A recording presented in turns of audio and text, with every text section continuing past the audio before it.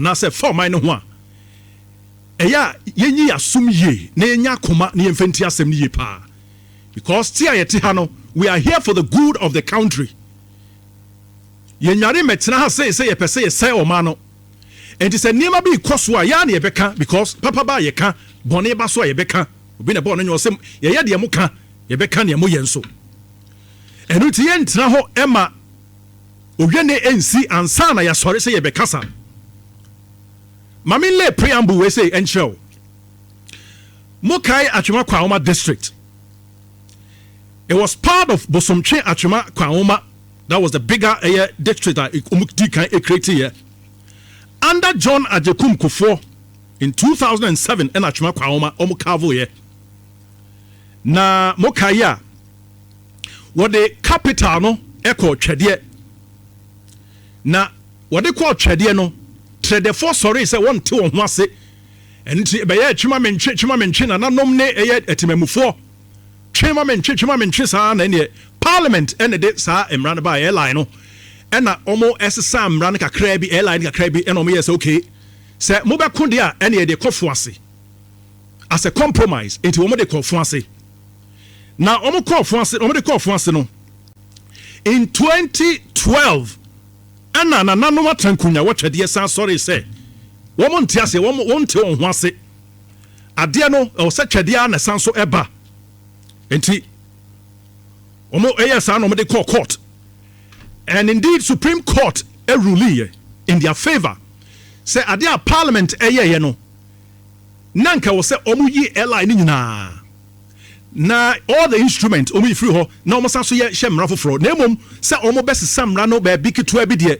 Supreme Court say yenya ne sa enti omo san so revert back the capital no to twede enti na say in 2012 no court adjatum say yemfa capital no district capital no ko twede if you remember me ka wasam bi o na me de gina so aka asam bi yenti e wo se Ghana ye ma ni da ho na yenyai say ena me friwa ena me yewei ena me party way ena me party way and hwe ya ejabeto manim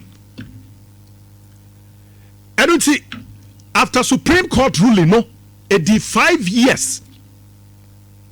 That was in 2017 ena abino that was the MPP abino here na Jane say and they will enforce that ruling.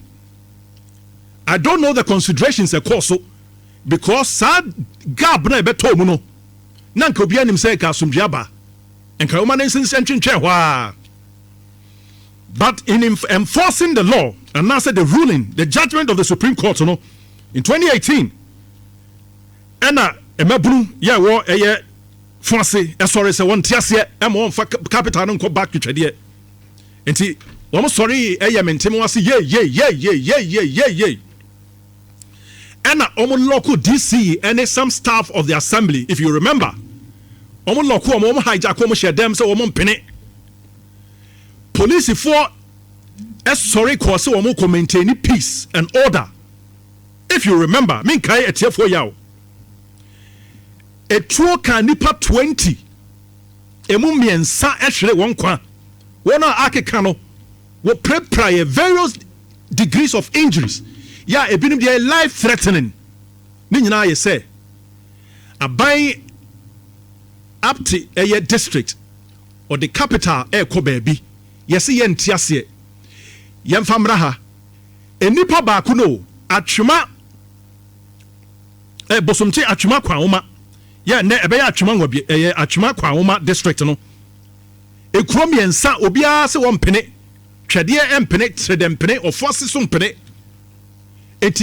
People died. Na mi bisa say consultations been na a course so sabre no. Me kasa say be kan asem bi o. Mu tienie. Ye mpanimfo no ohu. Strategy ya odu ba bia wo bu use no. Ye hwe ne ye. Ye obi bia fa ne divide and rule. Ye preja tum finfin afa ne afa enka na ediamane ediaba. Enipa ehwere won kwa enunti politician no at their own convenience what was the consultations are a course woman in ananom tenase edi nkomo ensem benka ensem kan be ne course so sabre no ye nam so ma ekuro baako enipa ehwere won kwasa now hwe dia ebay 24-hour economy ebay omampanin John Dramani Mahama e die so ye and o say o de be 24-hour economy yen take a cue from this and now ko atwema wo be just south and mebunu wo ho say won tiase baby a wo mo de 24-hour market project no aircon wo mo mpene enti aye yoi e wo ho e kro ba ko no e mebunu no kire se baby a wo senka wo mo site wo mo market no e mebunu no se eye wo mo playing ground and as a park a wo mo bobo wo so enti wo mo mpene wo ko ahafano south east edujama ena asesewa wo mo so e dia boy ni wo ho wo mo so wonte wo ho ase wo mo nte wo ho ase ekro ba ko no the same ekro na me ka we dia ka sama kire wo say giant huma politicians no e boy e playing say football gamer we boy kwa no we boy kwa ha ye be so ye nema ko bonife yase enu nti mi bisa question say moja hwegu a eya ye nyade ne film sa de ba ade ya ebobo bay yen hwe ne ye. Now there is a tall list of enkro any baby a aban no eye na dwen say obesite capitals obesite eye market no. There is a list ya abetodwa enti wotie de nananom no eka adenti na model list na ba say aha na model market ne ko na fe asesa obetete mu say DC free ha say MP free ha. You see politics ubehwemu no now will be interest bi wom kombe na interest bi wo baby na say echikin kran na moja hwegu a what do we benefit emfaso be na de brain Amansia Central Jacobu and a mile 9 woman so sorry say want to on ase yen hwe ni yo ene wo call Aguna East District e kura fa no mankron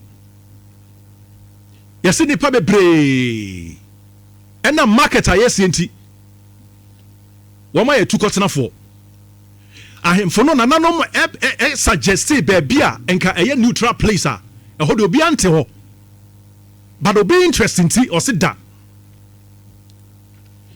yen hwe ni ye na yan hwe ni ye one day asamwa esi ewo twede trade ena fo asentem no ebetimi di sa we na breyen na ye kan say no enya wadwen say wo ye politician and asa wo the political spectacle share. Think about the larger interest of the country. Say nay ntokwa si na say police for ko na say unfortunately nipa hwere won kwa what do we gain? Emfa so ben ene de breyen yen hwe ye husu ye emma ye hu emma hu kwan emma politicians playing e ba ne sa o my Ghana ye be so ye nema akobo ne fe yase Nhyira 104.5 Kraimusem ena wasugusa uti jetuato ena ye de brewo